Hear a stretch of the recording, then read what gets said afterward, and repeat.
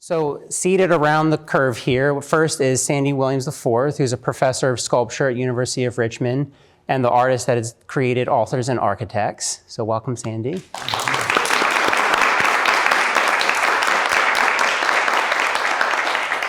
Next is Johnny Floyd, who is a visual artist based in Atlanta, Georgia, who has exhibited work here at Roanoke College numerous occasions. So welcome, Johnny.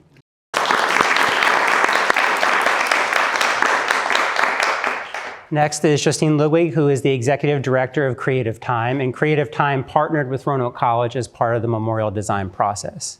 So welcome.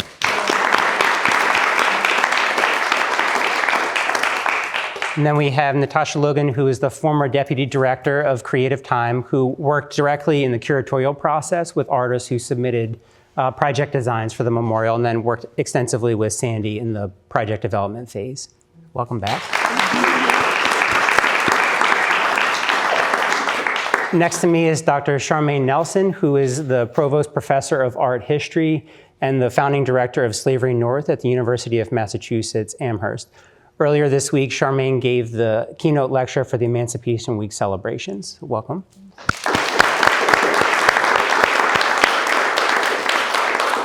And for those of you who I haven't met before, I'm Bucher. I'm the Founding Director of the Center for Studying Structures of Race and the college historian here at Roanoke College.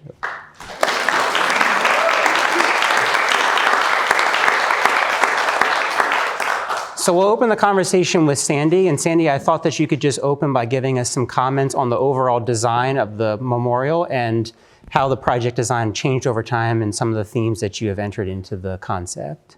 Sure. And how long did you say we're supposed to talk? You can have as much time as you want because you're our distinguished guest. Yeah, 3 minutes. So an hour, yeah. Okay. So, yeah, I mean, I've been involved with this project since 2022. It started as a request for proposals that I was invited to submit, I think just my qualifications at first, before coming to the college to get to know the campus and the space and start to develop a proposal for how I thought the history could be addressed and the story we were telling might translate into a sculpture or a monument. So I was given...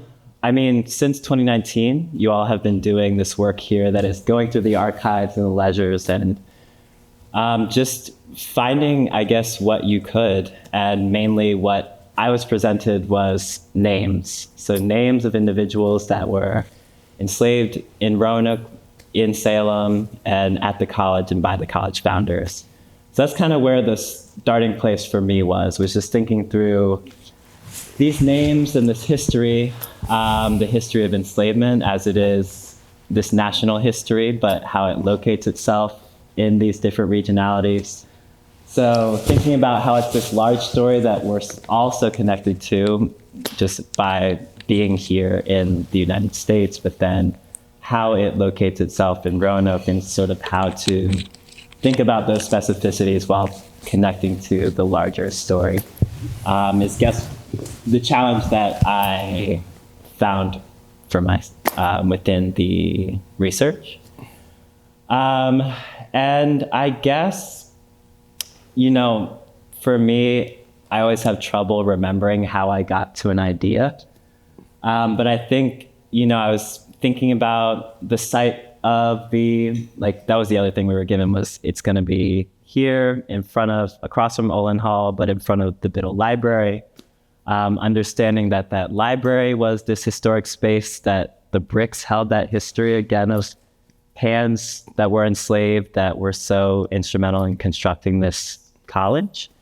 And I guess started to think back and forth between there's this physical presence of the labor that was here, but then there's also this value over time that through their effort, all this is made possible. And how there's this maybe disconnect between their memory and the present success of the college.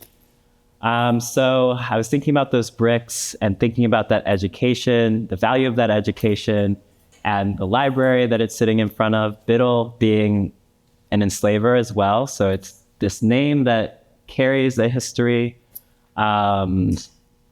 but it's honoring, the enslaver versus honoring the enslaved. And arrived then at like books, the book being the symbol of knowledge for us, knowledge production and the sharing of knowledge, how that is such a integral aspect of being at a college or space of higher learning, is understanding that education has value. And then, coming back to understand that the people that built that space never even had access to that, the thing that they made so valuable, they never had access to.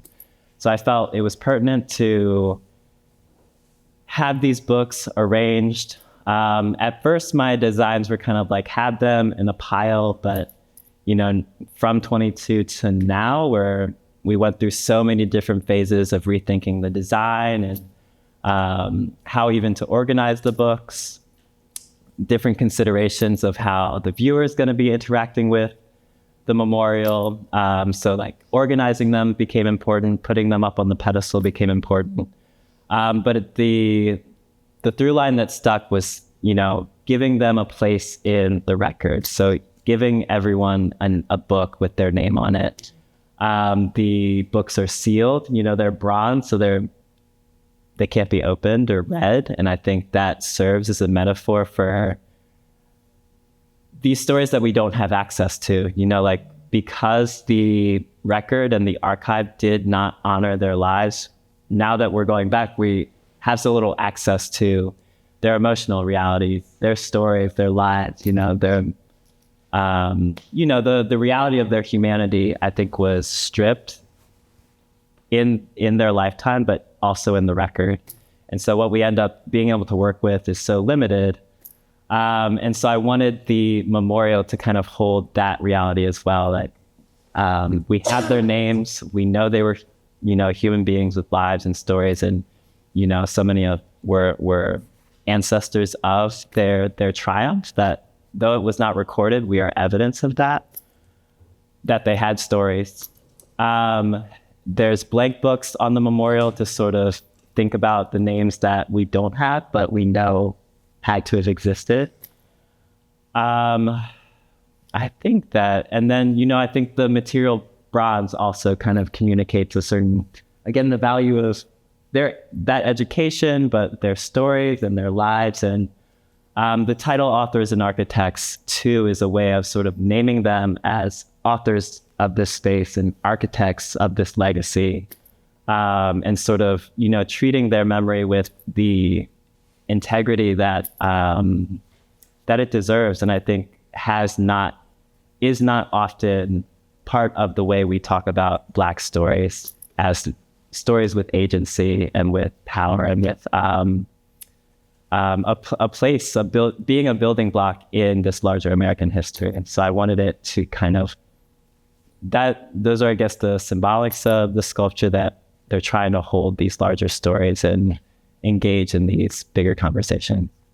Sandy, before I ask Justine to talk about creative time, could you just also offer some words about how this extended from questions in your creative practice that you had already been asking before this project, but maybe a bit about where your practice has gone amidst this as well? Because I've been able to see all of that over time. I've had a good view. Yeah, I think I was invited because I was already working on my own, what I've been calling the 40 Acres Archive. So it's thinking about the history of Reconstruction in the United States and how we actually don't learn that history, like what happened to those first generations of freedom after, I went to high school in Virginia Beach, and we kind of learned that Lincoln signed the Emancipation Proclamation and then there was equality. And some stuff happened in the 60s, but we're pretty solid. We're like the leading democracy in the world. But once I started to educate myself much later in life, I'm like, that is not at all how it happened. And it leaves out so many stories that actually help us make sense of what's going on. I think when we're disconnected from these histories, it's easy to fall into some of the rhetoric that is perpetuated now that tries to assign blame in other places that doesn't involve colonization and slavery and like segregation and like just structural inequalities that have been built into the foundation of our country. And so, yeah, it started in Richmond, Virginia. I found this park that, through my own research, I discovered was a freedmen community, was a community of newly freed people directly after the Civil War, a space kind of sponsored by the federal government to house newly freed people who were refugees of the Civil War, who didn't have homes, and so this park became, it's remembered as the largest Confederate hospital during the Civil War, and so there was about 200 hospital buildings there that then became homes and became schools and became a community. But that community lasted for almost exactly a year before they're vacated from the space, they're made homeless. There's laws that make it so that if you're arrested for being homeless, you don't go to jail, you go back to work camps that are on top of the plantations that have been disbanded but are now becoming our prisons. And so it sets up this blueprint for exactly what I'm experiencing in my city, but there was no record of how we got there. So I started this project to trace the dimensions of a 40-acre plot in the sky via a skywriter above this space. 40 acres and a mule being like the famous form of reparations. Sorry if I'm like going in all different directions. Okay. To sort of acknowledge this history, a sort of PSA to say like this thing was here, and like the skywriting, it dissipated, but it remains as part of the atmosphere as a presence still. And so we did the skywriting, we gave out pamphlets, we did a show to this history, and then also went through the process of getting a permanent landmarker placed, again, to hold the history, that history in that space where it is located. So it's kind of this multi-pronged, multidisciplinary project that now has had many iterations in different cities. And I see this work as being part of that. It's really just thinking through how to think about these histories through art, and through like these civic kind of engagements. Like I often say, I'm just a concerned citizen, that's really interested in making my community safe, like for me and people like me. And I think knowing history is just part of that, building that community. And so, yeah, that kind of started in 2021 for me and has continued in a lot of the different projects that I've been a part of or participated in. Thank you. Great, thanks, Sandy. Justine, can you talk about the Creative Time's role in this project, just how that came to be and some of the things that Creative Time advocates for? Yeah. So Creative Time is a socially engaged public arts organization. We've been around for over 50 years, and we work with artists to realize dream projects that address the most pressing issues of the now. Our projects are temporary because they're really rooted in geospecificity. We're super mindful of site and also the moment in which they're made, which is a strange thing when you think about art generally. We want something that almost doesn't withstand the test of time usually. We want it like really rooted in the now, addressing the moment in which we're living in a very pointed and meaningful way, often serving almost as a catalyst to think about issues that we need to look at closely in this moment, or maybe how we can address a reality in a slightly different manner. I find that art ends up being a space where we can rehearse a future that we want to be a part of, that it can be a site of experimentation, and it can also often serve as a Trojan horse, that you open your arms to accept this gift and then suddenly realize maybe you're contending with something slightly different than you originally thought you were inviting into your home, but in a positive way. So we have this unique way of working, really thinking about how sight is an important part of engaging with an artwork and commissioning a new work of art. We also think about partnership. Almost everything that we do is actively done in partnership with other organizations or a site. While we're based in New York City, we have done projects in different places like New Orleans, and we also have a project in outer space right now, if you happen to be out there on a spaceship anytime soon. So it's really thinking expansively about what public art can be and how it can serve as a site for reflection or a catalyst for change. And we got roped into this project in an interesting way. A trustee of Roanoke College happens to be a dear friend of mine and a former trustee of Creative Time. And she reached out to me, and she's a very convincing individual. And she said, I have a great idea for us. So it didn't start with, let's talk about something. It was really like, I have a great idea for us. We're going to do this. And Joanne Casulo said, I've been working with Roanoke College and Jesse Bucher and the students of Roanoke on a really meaningful project around contending with our history. And I believe that it's through art that we can look at it in a deeper and more meaningful way. And Creative Time has this legacy of working with artists to address issues like this. And so I'd love to bring you in to think about that with us. And so we worked closely with Jesse and the college. Natasha and I were partners in crime at that moment, and really thinking about, what is the history of this place specifically? What is the identity and reality of this college specifically? And how do we set up an artist with the context in which to address these ideas and issues that the college is contending with? And so we reached out to a few artists with a request for proposals, and Sandy was one of them. And we were really mindful of individuals that had an understanding of the region specifically, that the United States is not a monolith. No community is a monolith. So bringing in somebody that wasn't just coming in, popping in and making a statement, but actually had an understanding of what this region is about and what's happened here. And we had the privilege of having Sandy's project selected and getting to work with Sandy over a few years to realize it. And we've been thinking a lot about monuments and memorials from radically different perspectives for quite some time now. During the pandemic, we worked with an artist named Jill Magid to make a memorial to the COVID pandemic in real time. She engraved on the edges of 120,000 pennies the text, "The body was already so fragile," and then dispersed them into the economy, thinking about the way that a virus spreads. So it became this very personal symbol of loss and care. The penny also being a symbol of wishes and aspirations. So thinking about how that can be a memorial.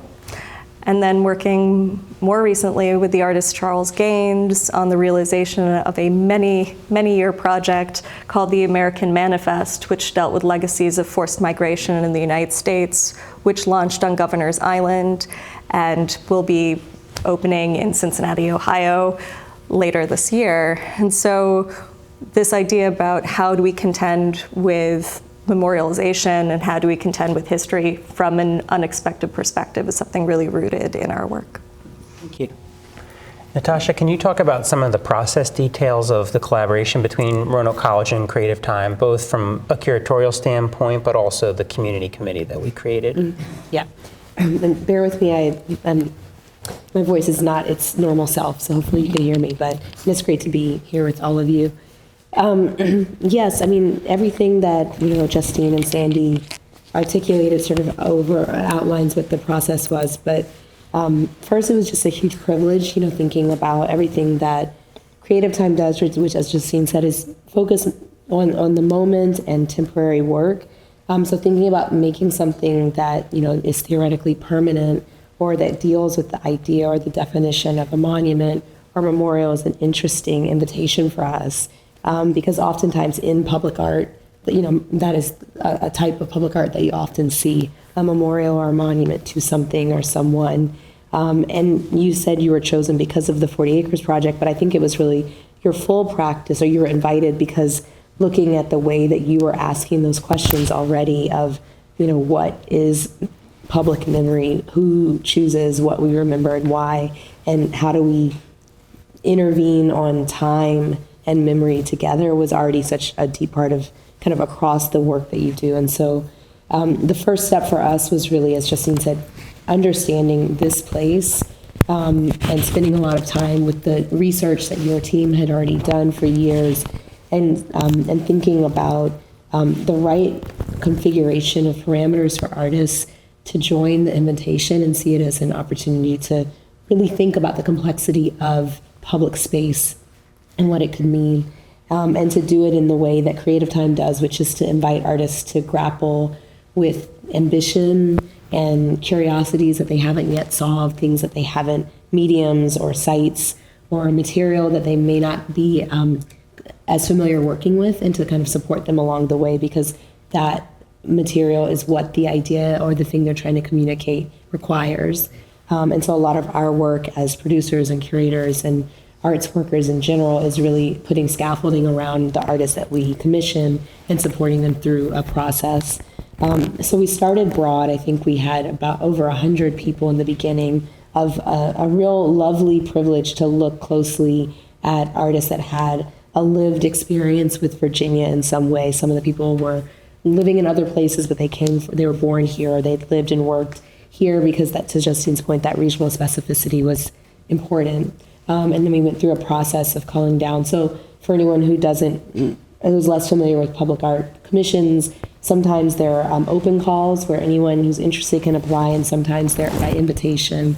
And I think we made a specific decision to do this with an invitation because we knew we wanted to be specific about what we were looking at. We also didn't want to waste any artist's time. Like, labor for applying for any kind of artistic opportunity is work, and we're very mindful of that in the work that we do. So we wanted to be intentional and really deeply researched, and to have the capacity to have a relationship with the people that we were talking to. So I won't bore you with all the details, but we eventually got down to a very small group of proposals, and then we spent a few months working with the individuals who were putting forth proposals. And it was in that time that I think myself and Lizzie Smith, one of our previous former colleagues, and eventually Alex McClure, and some of our interns, who I don't know if you ever got to meet, but were integral in helping us really learn your practice and learn about the synergy between what the proposal was what you were asking for this campus.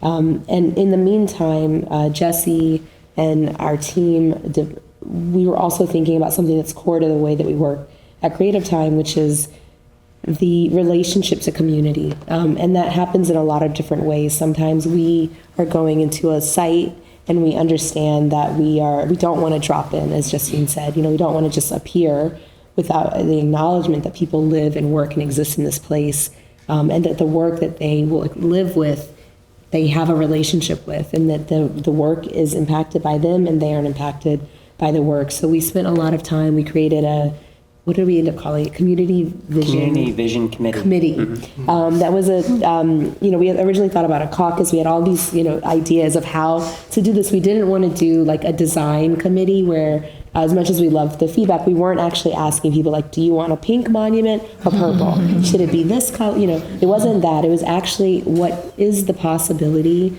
of having art help facilitate conversations around this complex issue and history in your community? And so for that reason, we gathered students, community members, faculty, to spend initially a period of 6 months that got expanded in a formal kind of compensated committee role, where we really had open conversations. I think we spent 3 months defining memorial and deciding, is this a memorial or a monument, which actually mirrored our first conversations around which one is it and why, and the nuances of what that vocabulary meant. And from there, through that committee, you also developed the walking tour. So there are a lot of things, both understanding and talking to people from different walks of life of what this was. And that started before we had selected Sandy. And then as we got to the final phase, we brought them in to the proposal process so they could help. You may not, I don't even know if you know this, but they helped, things like what kinds of questions should we talk with the finalists about from your vantage point as a community member? Why does this matter? What do you need to know? So it was a really amazing experience to be kind of sat with, and I think for us being based in New York, to have feet on the ground kind of in a virtual way with people who are really living and know this community more intimately. And all of that informed our decision making and kind of buoyed the confidence to really put forth Sandy's proposal. And the last thing I'll say about that is I think what was attractive about you as an artist is also that that's embedded in your work organically. So it wasn't like, come do this public art thing and get concerned about community. Like, you are concerned about community as part of your practice, and that's something not every artist has to or needs to be, but when it is natural, it's a real boon. So I can't remember if I'm answering your question anymore. Okay. Yeah, so I was just gonna say that part, I mean, we talked about, well, what about the working with faculty and staff and students as part of your project, and what would it look like to do that? There were ideas about research and kind of a longer sustained relationship. And I think all of that for us went into the fact that the work is kind of the beginning of a new way to have a conversation. It's not the finale, right? It's like, and now that next phase of being in dialogue and living with this can start. So hopefully I That's perfect. Thank you, Natasha. So the questions for Johnny and Charmaine are big picture as well. So Johnny, I'll start with you. Okay. So Great. yeah, you can take a moment. Yeah. So can you talk about Sandy's memorial from the perspective of somebody that's also producing visual arts, somebody that's been engaged with projects here at Roanoke College, and what your reactions are to the piece and how you kind of place a dialogue around it? Yeah. While sitting right. It's whack. No, it's incredible. It's an incredible piece. It's profound. And as someone who has interacted with that information, it's extremely heavy. And I think that that's represented in the piece. And that's not the only thing it is, which I think is really important. That I think I'll kind of touch on a little bit. But I recently was very lucky enough to be in Egypt, and I got a tour of the pyramids from this PhD student in Egyptology. So it was like extremely informative. And this dude was like a walking documentary. It was like the most incredible experience. I grew up a big Egyptologist nerd. I was obsessed with Egypt.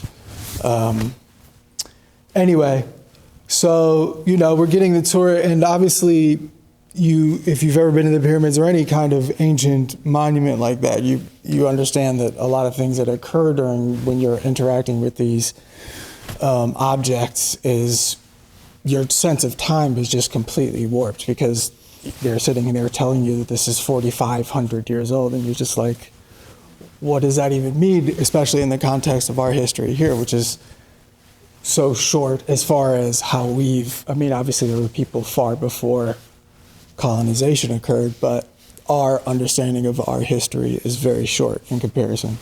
So anyway, being in front of those objects and having this tour by someone who's giving me so much information, and so we're just chilling, talking, and he had this way of telling this, like I'm saying, it was like a documentary. He was like telling a story. He was vibing. It was really cool.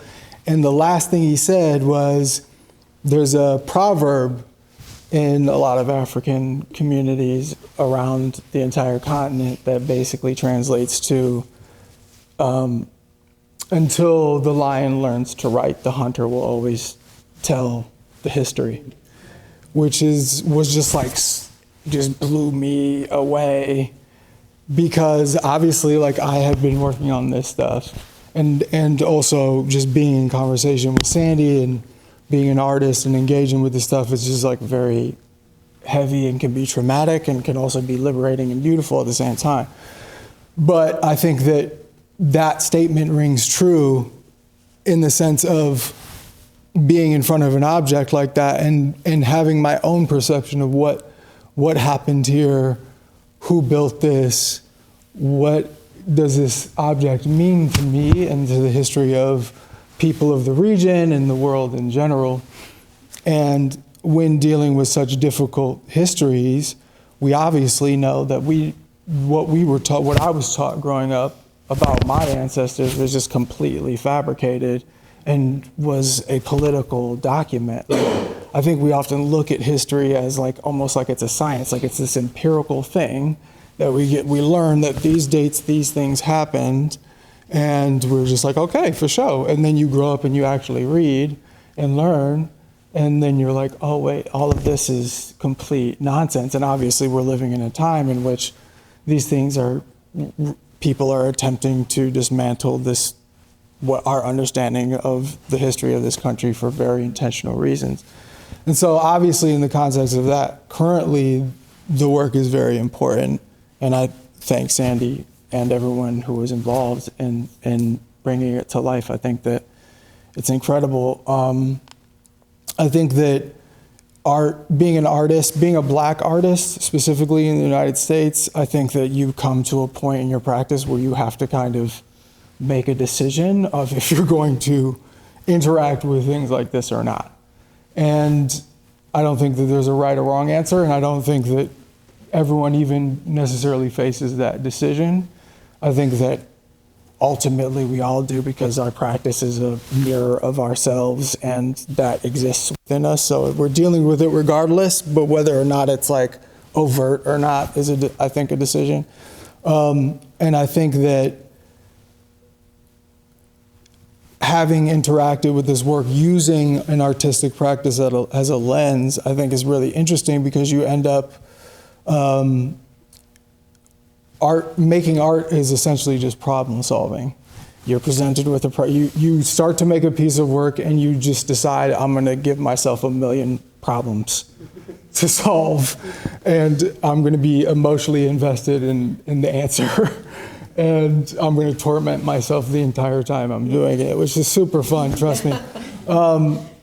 But in that process, though, usually what ends up happening is that the end result is nothing like you thought it was going to be. And during that process, you find 1 million different solutions to your problem, and you just end up making a decision that leads to another decision, that leads to another decision, that ends up with this weird object. And so if we can take that process and apply it to the problems of the time, which is what y'all are doing, and I think that why interacting with artists is so important for projects like this is because the solutions that end up occurring just wouldn't happen unless the lens of art was applied to it, because it's just like a fractal decision-making tree that ultimately leads to something that wasn't in existence prior.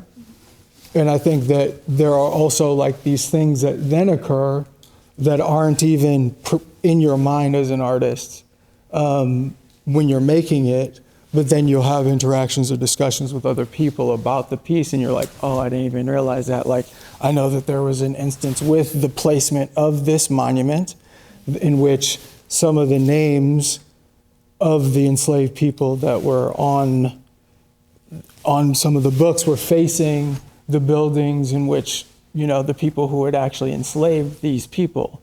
And that wasn't like an intentional decision, right? It just kind of happened. And I think that right now we're just in a time in which we need those kind of, as cornily as this is going to be, but as Bob Ross would say, like the happy accidents, right? Of like arriving at a solution that was previously extremely difficult to arrive to.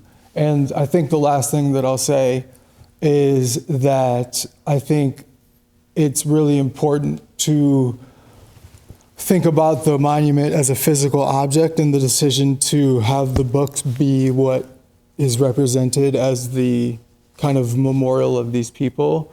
Because I think in some of the discussions that we've been having this entire week about the representation of Black bodies within contemporary work, and then also just through historical representations of the Black body, I think that like it's very easy to get trapped in a lot of tropes on what the Black body is, and even in pieces of art that are meant to be a kind of emancipation from the ideas of what we think the Black body is supposed to be, they end up being actually a reinforcer of those things, because oftentimes, especially if the person is white that's making it, they don't think about these kind of things because they don't have to. But I think that my experience here in going to see the ledgers and see the handwritten words that are in ink of people saying that people were possessions, or listing the list of someone's possessions in their will, and it'll be like 30 silver spoons, 2 acres of land, 4 Negro children, a house. And it's just like that's just, we're cool with that, you know what I mean?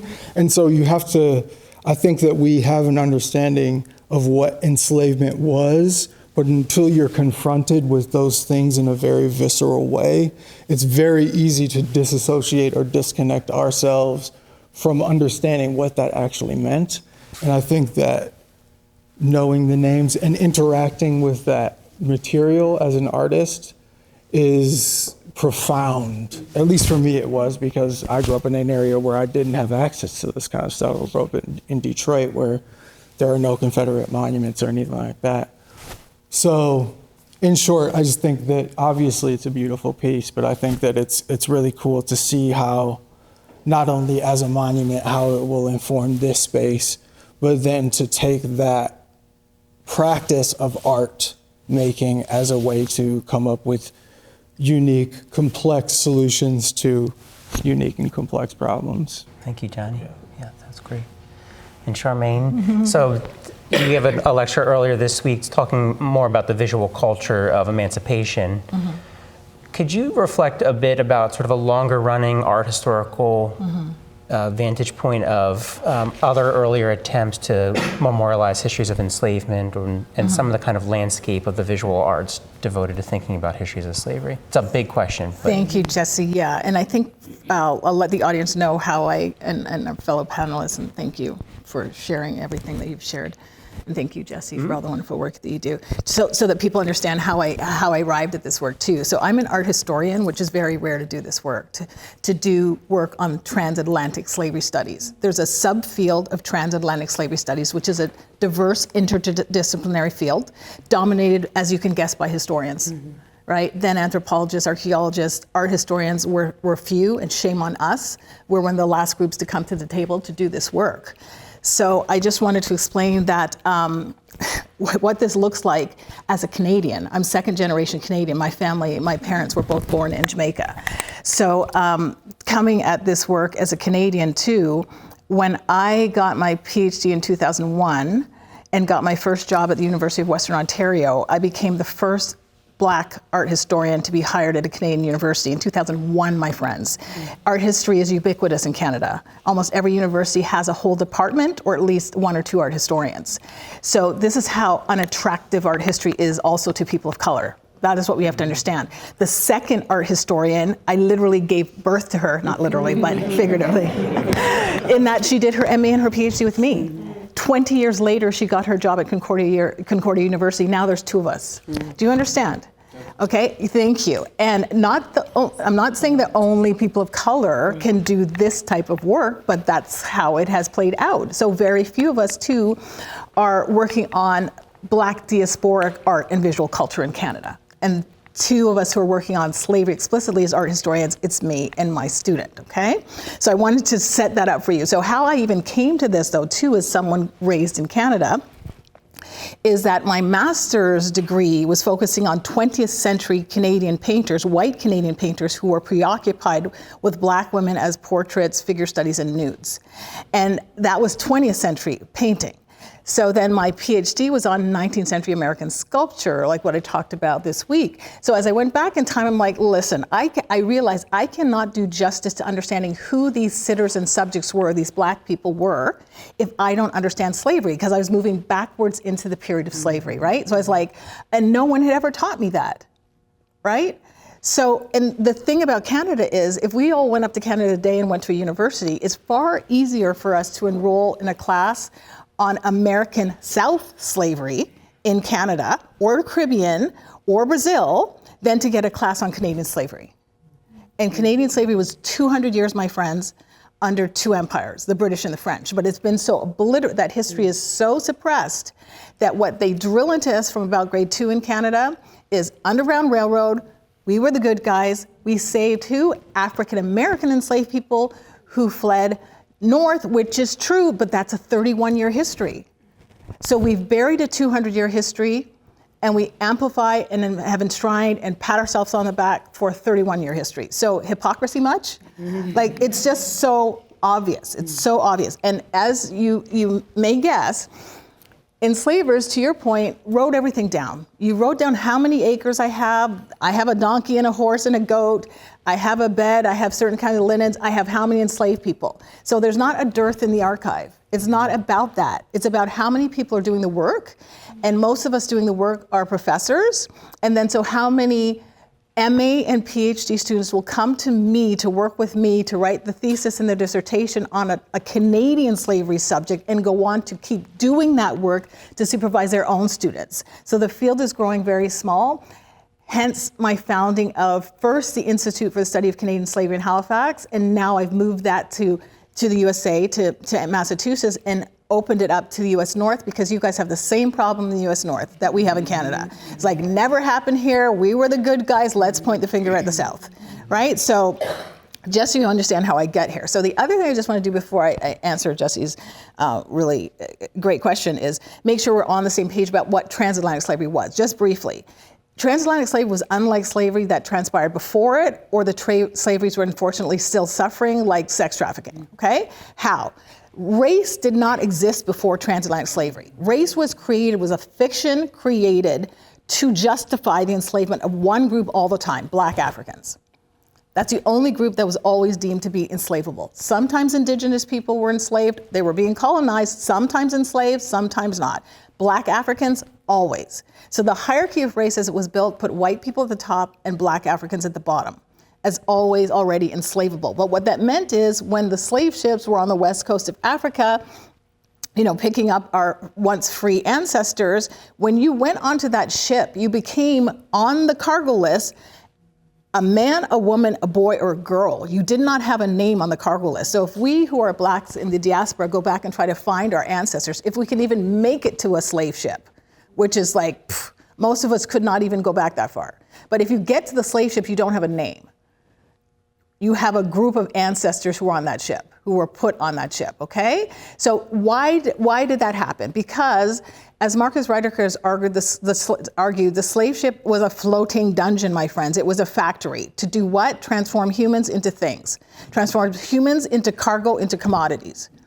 So when you get off, those who survived, remember 2 million died in the Middle Passage. That's that unmarked grave of the transatlantic ocean. 2 million of our ancestors never made it off the ship. Okay? They estimate 7 million died being marched to the West African coast, so not even making it onto the slave ship. We barely ever talk about them. Most of our research is on the Middle Passage and who got off the ship. 12 million, okay? So when you disembark, though, they strip your name, your family name and your first name, right? So this is the power of your work, too. To reclaim the name, like, we cannot underestimate what this means to Black people in the diaspora and people whose ancestors were enslaved, because one of the first things they did to you when you got off the ship, if you got off the ship, was your name's gone. If you've seen 12 Years a Slave, there's that moment where they're trying to convince Northup that his name is now Platt. And they just keep hitting him until he responds to Platt. So that renaming process, too, we can't underestimate how much that was a moment of corporal punishment, brutality. I will make you take this name. And a lot of those names were deliberately humiliating, right? Like, how many Black men were called Caesar and Hercules? And this was supposed to be funny. Isn't it funny that I'm gonna give a name to a completely powerless person, the name of an emperor or someone who was powerful, right? And I've looked at ledgers from Antigua, the Caribbean island of Antigua, where they were naming people monkey and trash. So you're walking around your whole life being called trash, being called monkey, right? And then what? By the way, we'll also impose our last name on you. So that's not an inheritance of a paternal law or paternal, anything. That's, I'm gonna make you take my last name, as a sign of possession that I own you. So that's why my family name is Nelson. My parents are from a British colony, right? You go to Dominican Republic and Puerto Rico, they're Spanish last names. You go to Brazil, they're Portuguese last names. Those were imposed last names. So the power of recuperating name is so huge too, and the power of the book is so huge too. Why? Because across the Americas, enslaved people were what? Not allowed to learn to read and write. Because that's the last thing you want, because if you have your newspaper out, and guess what? The revolution's kicking off in Haiti. Do you want your enslaved people to know that they've taken the whole colony? Do you want them to know that that's possible? No, you don't. So how you make sure that's not possible for them to learn that knowledge, or you try, is that they can't even pick that newspaper up and actually discern what it's saying, right? So the book, too, as something that's repurposed and put back in the hands of the enslaved and our ancestors is so powerful, and to recuperate the names, too, is so powerful because of the stripping of the name as a central part of then the commodification of people. But I also wanted to say, to that point then, is when we're thinking about, as everybody's thinking about like what a monument actually does and what's the work that a monument does, to take a step back and think, who actually has had historically the power to put up a monument? Like, there's a reason they look like they do. And in Canada too, there's a reason why typically, surprise, surprise, they're white men. When women come into it in Canada, it's been things like Queen Victoria, right? It's like where the white woman shows up is because she's literally royalty, right? Or the white woman shows up as an allegory. It's not a portrait. She is winged victory, or she is a symbol of death above the soldier. So, right, so in terms of like who gets sidelined in the monuments is everybody but white men for the most part, right? And then to think about economically, socially, culturally, the capital you need to say, guess what? We're going to impose our vision of history on this whole community. Mm-hmm. Who has actually had the opportunity to do that? That's why our monuments look like that. But in Canada, what it's looked like is, and our reckoning has come not through Confederate monuments, of course, because that wasn't our Civil War, but it's come through Christopher Columbus. All the stuff we have named after Columbus, like streets and neighborhoods, whatever, it's come through Governor Cornwallis, who was an early British governor of Nova Scotia. They took his monument down, I believe, in 2017 in the municipality of the city of Halifax, Nova Scotia, and through our first Prime Minister, Sir John A. Macdonald, who was also the architect of our Indigenous residential school system, which just decimated our Indigenous communities in terms of literal kidnapping of Indigenous children away from their families, the attempts to break the language and culture. And of course, now we're having this reckoning with finding unmarked graves right across the country in terms of the children who never went home, right? So people are like, guess what? Don't want to look at him. Right? He also took credit for building the railway, the Canadian Pacific Railway, but when he did that too, he encouraged the immigration of Chinese men who were given the most arduous and dangerous jobs dealing with explosives, for instance, and then they put a head tax on them to try to make sure that they could not migrate their families. So people are like, don't want to look at him. So there is like a sculpture, for instance, in Montreal that was a target every time of, let's throw paint on it, let's cut his head off, let's pull it down. And the city kept putting it back and back and back. And they were like, no, no, no. And especially around the moment, too, because the whole world reacted to Mr. Floyd's murder, the whole world, right? So that was our target during that time as well. And just to say, one of the last ones that we've targeted a lot was the monument, which is a modern one, of James McGill, the founder of the university where I spent 17 years of my career, McGill University in Montreal. The paint's been thrown, the graffiti's been written, and I believe they've finally taken that down. But James McGill, too, to speak to this history, was an enslaver of Indigenous and Black people and was a West Indian merchant. So part of how he got rich, the university likes to pretend it was just fur. It wasn't. He was bringing in rum and sugar and molasses from the Anglophone Caribbean, places like Jamaica. And he was sitting on like this ready clientele. Why? Because there was a garrison town. And in the 18th century, 19th century, British soldiers got what? A ration of rum a day. So who are you going to sell it to? All of them, right? Plus anybody else who wants to drink some rum, right? So that's part of how he got wealthy. And of course, he was an enslaver in that space as well. So just to conclude here too, I just wanted us to think about as well, when we think about the archive, and of course you do this brilliant archival work to get this monument built, the archive, and why I think art historians and people who deal with art and visual culture need to be at the table. When Europeans were building their empires, they weren't just leaving traces of printed culture. So for people who do the work I do, what are we looking for in the archive? The print material is the slave auction ad, the slave sale ad, the fugitive slave ad, the ad placed to hunt someone who dared to resist through flight. We're looking for all that. But like you said, the estate inventory, the will, the bill of sale, the census records, right? Because we're looking for enslaved people in those records too. But then there's a 400-year visual archive. All these empires left art and visual culture, pro-slavery and anti-slavery, right? Who's best placed to actually read and interpret this stuff? Are the art historians, who are not at the table for the most part, right? But a 400-year then archive of all that. And what I just want to conclude with too, is in the power of your work, is of course, thinking about what you're pushing back against, which is what? The archive, listen, there's moments of what scholars call archival violence.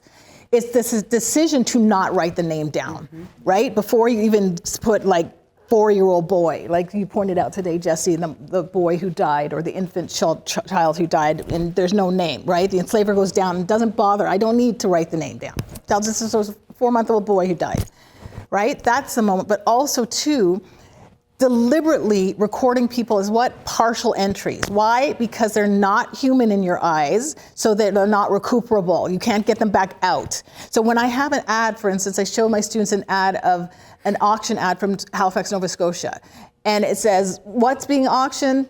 Boats, fishing nets, a horse, a barrel of salt, a Negro man.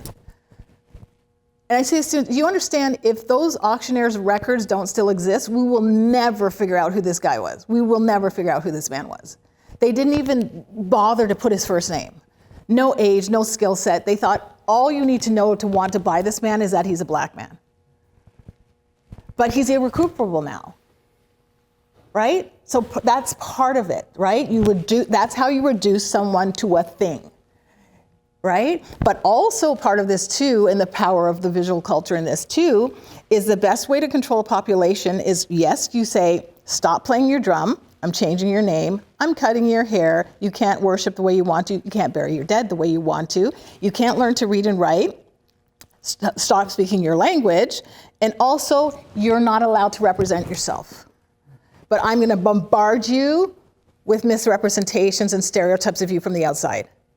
But you can't represent yourself. I'm gonna mark your body with my branding iron, with my whip, but you can't practice, don't do your scarification anymore. You're not allowed, right? So it's not just control of things like literacy and naming, it's control of representation, right? So that is the power of why the artists, right? And just a plug for Slavery North here, okay? No, seriously, like most institutes that do what I'm trying to do, first of all, don't focus on the understudied areas of US North and Canada. You can go and do that, but you're not gonna sit beside someone else that understands what the heck you're doing. And the other thing is they don't have fellowships for artists. We do. Why? Because we understand it's you guys who change everything, because you get to the general public. And if you don't change the public conversation, nothing changes. Because most people, when you ask them what do you know about slavery, they don't say, oh, Charmaine, I read your book. And I get it. Why would you have read my book? Like, give me a break. They'll say, I saw 12 Years a Slave, I saw Amistad, I went to an art exhibition, I saw a monument, right? Or I saw a play. That's what, so if the artists are not at the table, nothing is ever going to change, right? Yeah. We have time for 1 or 2 audience questions.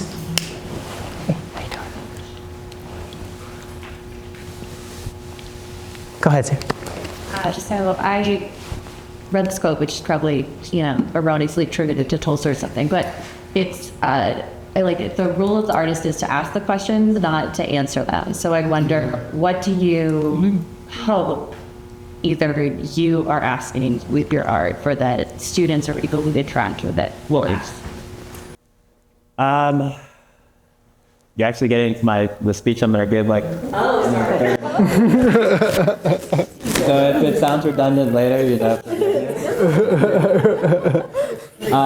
because I was asked a similar question by a student yesterday, like sort of like, what am I missing? And I think my kind of cop-out answer is whatever you haven't thought of already. I think like my hope is that this is something that's going to be here, and these thoughts are going to brew with you. And, you know, like these conversations we're having about the history, about our contemporary landscapes, about the ways they are a part of our personal lives, are the thoughts that I'm hoping this is sparking and generating kind of energy around. And so I think that's what I see my role, or the role of the work, or the role of what I think of as art is it's trying to open up these conversations, like as community, but within us as well. So I can't answer necessarily what, it's like whatever you find out is what I hope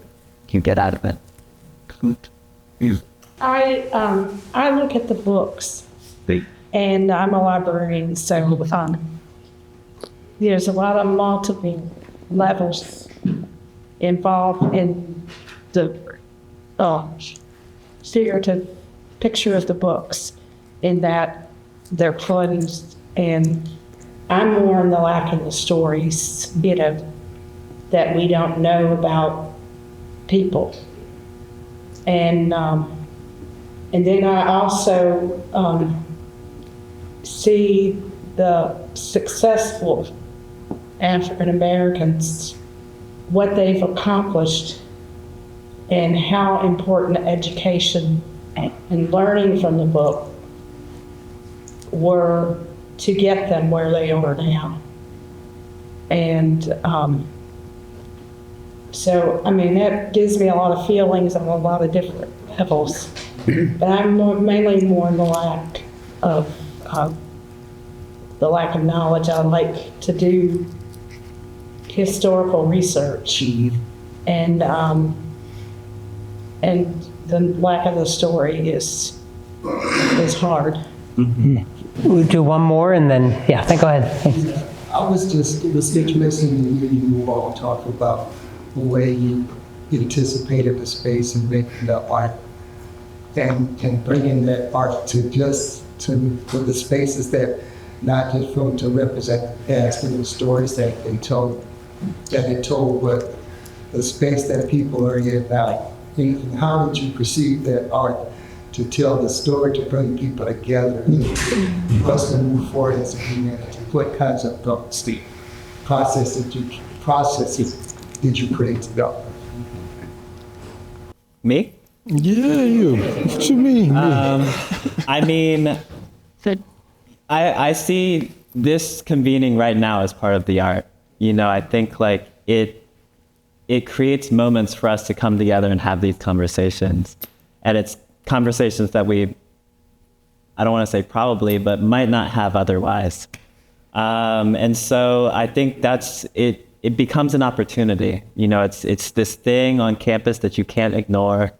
It's this memorial that people can come back to, that people can gather around, that we can hold events for and adjacent to. So that's what I see. These kind of like permanent memorials is that they present these opportunities for us to come back and gather and convene and hold space, I guess, for these conversations, which I think then is the catalyst for change that can happen. Okay. Well, thank you. So just to close, it's been a pleasure and an honor to work with each of you on every stage of this project, really, truly. And so everybody, just a round of applause, and then we'll head out to the memorial site as we have a memorial to dedicate.